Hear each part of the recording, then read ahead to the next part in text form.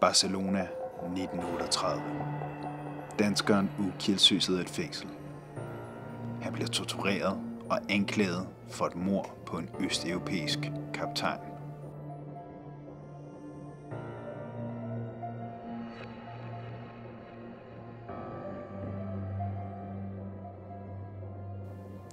Uden for fængslet raser den spanske borgerkrig.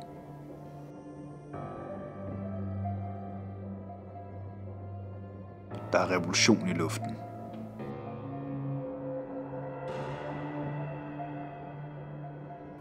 Ove Kielsøe har selv været med i flere slag mod fascisterne.